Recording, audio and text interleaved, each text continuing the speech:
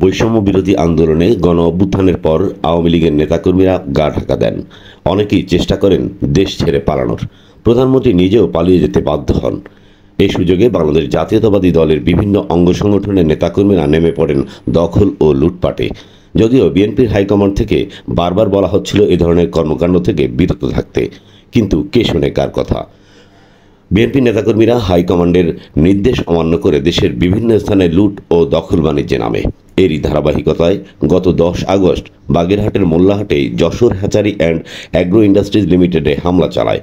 মোল্লাহাট থানা বিএনপির আহ্বায়ক হাফিজুর রহমানের নেতৃত্বে এই হামলা চালানো হয়। তার নেতৃত্বে স্থানীয় সন্ত্রাসী মুজিবুর রহমান লাবলু, বাপ্পি, আনোয়ার হোসেন খোকন, কিসমত গারওয়াল, মেহেদি মোল্লা, সোহেল রাশেদ, মুস্তাক সর্দার সহ আরও বেশ কিছু সন্ত্রাসী এই হামলায় জড়িত থাকে। এ ঘটনায় খামারের ব্যবস্থাপনা পরিচালক আজিজুর রহমান স্থানীয় সেনা ক্যাম্পে অভিযোগ দায়ের করেছেন। সে সময়ে পুলিশি কার্যক্রম মূলত অকার্যকর ছিল। আজিজুর রহমান এই ঘটনায় বিষয়টি স্থানীয় বিএনপি নেতাকর্মীদের অভিযোগ জানান। এরপর বাগেরহাট জেলা জাতীয়তাবাদী দলের পক্ষ থেকে হাফিজুর রহমানকে কারণ দর্শানোর নোটিশ দেওয়া হয়।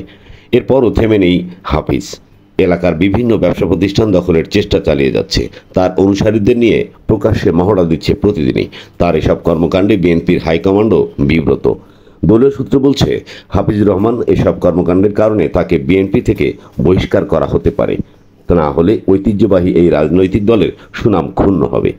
অন্যদিকে প্রতিষ্ঠানের ব্যবস্থাপনা পরিচালক আজিজুর রহমান সন্ত্রাসীদের ভয়ে নিজ ব্যবসা প্রতিষ্ঠানে যেতে পারছেন না। সন্ত্রাসীদের বিভিন্ন হুমকি ধমকিতে চরম নিরাপত্তাহীনতায় ভুগছেন তিনি।